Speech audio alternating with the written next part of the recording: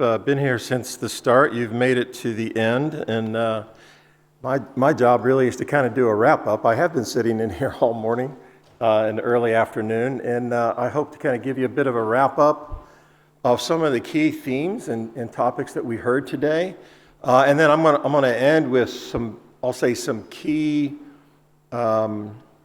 initiatives or key areas of thinking about emerging markets from the S&P Global perspective. So my name is Mark Eramo. I'm with S&P Global. I reside in Houston, Texas, and I'm currently serving as a special advisor to our CEO, Martina Chung. And again, I'm happy to be here and taking part in the World Government Summit for the first time. And thank you to the organizers, and appreciate this opportunity. One of the sessions was about the digital lifestyle. I'm going to predict that next year, this wrap-up is going to be done by an agent who's going to come on the screen and just summarize for you and actually talk to you and allow you to maybe talk to it. But anyhow, our first two speakers who kind of set the stage, they really talked about a couple of different priorities. And there's a central theme here in terms of emerging markets in development in the future, and how emerging markets really kind of take their own place in the world. And it's around the development of the digital economy. But in terms of themes or priorities, some of the consistent things that we heard early on was clarity, what works in these regions, in these countries, and delivers results, regional collaboration, between the countries, and having people in place who can lead change.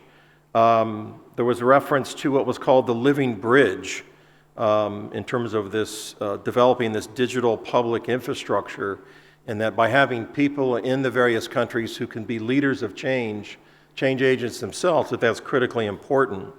The second speaker, who was the Deputy Minister of Strategic Affairs for the UAE, talked about clarity of policy and the direction always being forward, making decisions in moving forward, and if the decision is wrong, adjust.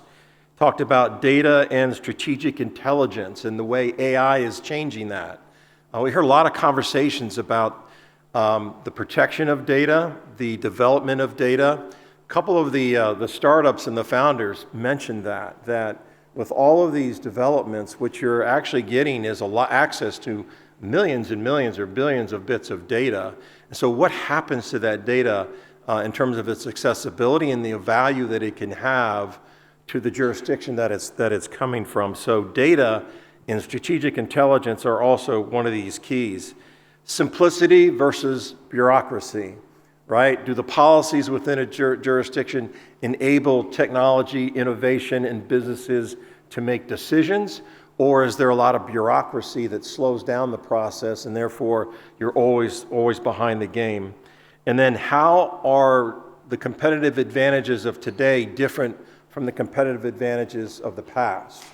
I've got a long career in downstream refining and chemical industries, and I think about the competitive advantages of the past are about scale, access to affordable energy, competitive feedstocks, integration forward and backwards. And the speaker said these things remain intact, but now you've got new competitive advantages that really kind of lie more in the people who you're dealing with, openness, private sector involvement, and then finance, bringing all of these things together in terms of the success that can happen from an emerging economy perspective.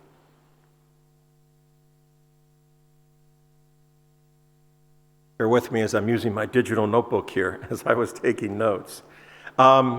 We were fortunate to have President Boku, the president of Botswana, with us. And a couple of things, because I was in a roundtable with him at the start of the day. And what a great example of a country that has really been driven by the value of diamonds and the diamond trade. And now that has to change. And so diversification for the emerging markets is also an emerging theme here, and it's an important one. And you can look at either a major country or a small jurisdiction. Like I said, I live in the United States, and I live in Texas, and Texas used to be really driven by the oil industry. If oil was strong, life was good in Texas. If oil was weak, life not so good in Texas. And so today where I live in Houston, it's not just about oil, it's about oil and downstream and refining and medical, restaurants, having really different types of entertainment. I mean, in other words, it's a very diverse economy, and the president of Botswana was talking about that, is the need for diversification, thinking about human capital and, again, infrastructure. And he also made, I thought, which was a very important point, and we heard this theme over and over again as well, and that is today's technology is a very powerful equalizer, and it's allowing the investments that are going today into these emerging markets to actually leapfrog, in some cases, generations of technology, right? Which kind of brings those investments to the forefront of finding ways to compete with the highly developed world. And so, I think that that's a really, really important point. I told the story in the roundtable about how I attended the African Energy Week last year in South Africa, and this was one of the points that was coming forward. As Africa embarks on developing its energy resources, whether they be hydrocarbon-based oil and gas, or whether they be minerals, or whether they be renewables, the investments that are going in today are taking advantage of the latest technology that's energy efficient, that's world scale, which gives those operators a tremendous advantage compared to assets that were built 30, 40, 50 years ago in some cases in West Europe or in the United States or in some parts of the world. So this enabler of technology being an equalizer in today's AI world in terms of how it's changing so fast is really, really important.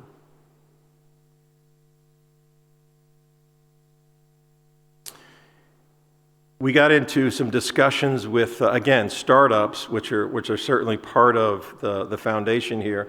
I like one of the comments that was around founders in the global south are not just solving problems, they're enabling billions of people to participate in the global economy. And some of the last presenters actually had some great examples of how they're selling apps or solutions that are enabling, millions of people, billions of people to actually be participants in the global economy. I also found one of the gentleman's comments about, he was talking about when you're in a startup and you're trying to build something in an emerging economy, you can be right or you can be wrong about certain assumptions that you make. You can be confident or not confident about certain assumptions that you make. And I was struck by the fact that he said, when I'm right and I'm confident, I start to worry because I worry about complacency. So it's almost like he wants to be right but not as confident, but that kind of keeps the edge of trying to continue to develop things in the future. I mean, he said the worst thing for an entrepreneur also is uncertainty. So again, that theme of having certainty around policy is critically important. Again, the design around digital lifestyles I found to be really interesting, but there was a question about the role of government. What role should government play? We had one gentleman from the United States who had to go through a startup and met all kinds of regulatory resistance. In other words, not much help from the government, versus the other two participants who were starting up new ideas in different emerging markets and finding themselves very supported by the government. And so this rapid deployment of AI, and again, this theme of institutional memory being a key competitive advantage was another important point that they brought out from the perspective of these folks. Really interesting question about how do you learn in the emerging markets from the mistakes of the developed world? How do you learn from the past or what you've seen? And this concept of digital inclusion and financial inclusion. Again, it's about developing solutions that are enabling millions of people who otherwise couldn't participate in the global economy to now be able to participate. This focus on the future and focus on the consumer, a really interesting question. I'm not sure what the answer to this is. I have my opinion. What is the future when you think about AI? Are we all going to be using super apps on our mobile devices, Or are we going to be dealing with a bunch of agents? You know, the agentic world in terms of the way it's coming on. I think the opinion on the panel was we'll see more and more agents that can do the work for you, as opposed to having apps where you're doing most of your own work.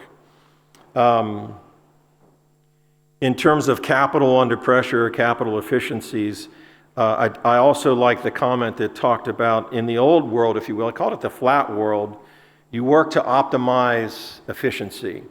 You talk about raw materials that are coming out of a certain region of the world, shipped to a low labor cost area, a product is made, and then it's sold to someplace else in the world. And that quite frankly, from about the late 1990s through I'll say through the pandemic, was really the way the world was operating. You build low cost, you ship to high demand centers, and you optimize your costs. His view was in this disruptive world that we're in, you're really more focused on supply chain and resiliency. You know, are the systems and the infrastructure that we're building resilient in terms of the change that it has to absorb, because you're not quite sure what changes are coming along the line. A lot of focus on local optimization, being nimble is key. Some really interesting questions in commentary about capital efficiency and the way AI and disruption is impacting that. And I think there were conversations coming out on both sides of the equation in terms of, is the capital being deployed more efficient or less efficient in today's world? I don't know that there was a really necessarily clear answer to that. Our final group of speakers, again, kind of I think, well, I'm sorry, the second to last panel was governing 1.4 billion people in the age of AI. What I thought was really fascinating about that is you think about today's operating systems are designed, one operating system is serving millions of people. Do you have operating systems in the future, solutions in the future where each one of us has our own operating system based on how we work, the role that we have in the ability now of an agentic agent to help us build our own? So you have all these capabilities. I build an operating system that fits Mark Eramo's day-to-day life. You build yours. I mean, so that's a really interesting concept, I thought. You have repetitive tasks that will be run by the agents. This is a scenario that they drew up. But they did say that when it comes to decisions, they felt like you still need people in the loop. So the repetitive task will enable 24/7 operations, which quite frankly you have today, but I think you build more efficiency around those competitive tasks.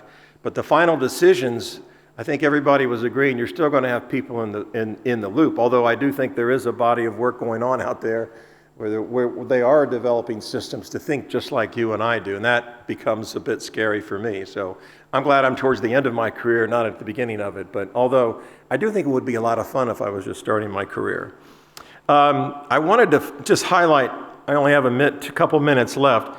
I really liked the last two speakers. The amount of capital that's coming into the emerging markets is just absolutely fascinating.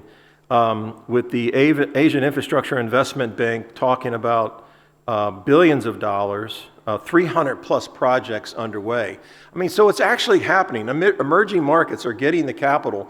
The hard assets are being built. I also took heart to the point that was made that this infrastructure is the operating system of the economy. So I think one of the key lessons for the emerging markets is you've got to have infrastructure first. In the infrastructure of hard assets, of bridges and roads and trains, airports, ports and terminals and storage facilities and pipelines and all those things that make an economy work. But beyond the hard assets, you know, they're also placing a lot of investment dollars in the AI side of it, the AI infrastructure, and the health and educational side of it, right? So you got to bring the people along with you. There was one comment about consumers in India that I wasn't quite agreeing with in terms of they don't care about what they're getting. I do think they do care. It's just they're at a different part of the cycle, if you will, in terms of where they exist. Let me leave you with, if I can, just in my last 30 seconds. I might run over by just a few, so bear with me. Let me leave you with, I'll say, 9 themes, and I won't go into a whole lot of detail, so don't worry about that. That is really kind of things that, from an S&P emerging market perspective, that we're focused on. So keys for success in the long term in the emerging markets, and we talked about these things. Economic diversification, infrastructure development, both hard assets as well as the softer assets around health and education. Skills development, again, there's that education piece. AI won't replace people. People who know AI will replace people who don't know AI, right?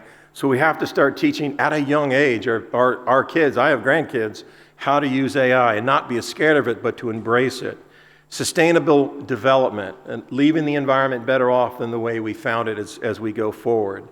Digitization as applied to business, governments, and people. Attracting foreign direct investment. We heard the gentleman from the Asian Investment Bank said the investments have to be profitable. And if there's one pivot we saw in the sustainability world in 2025 was a pragmatic approach that says if I'm going to make an investment to reduce carbon footprint of these assets, it has to stand on its own 2 feet. It has to be profitable. It cannot be propped up. It has to stand alone. And I think that's a really important point. Institutional reforms around access to local capital, legal systems and contracting, policy accepting foreign investment, security, political stability, fiscal policy, all these things are incredibly important. Public-private partnership. If there was another common theme I think we heard across the board from all of our speakers, it's those small and medium-sized entrepreneurial businesses that really win the day.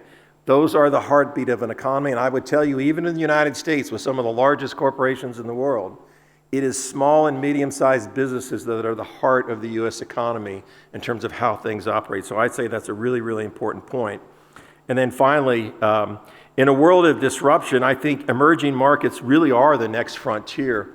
There's a really good article I was reading early this morning, came out on the Wall Street Journal, and the title reads something like, you know, the U.S. and China are going through a divorce right now in terms of the economic dependency on each other.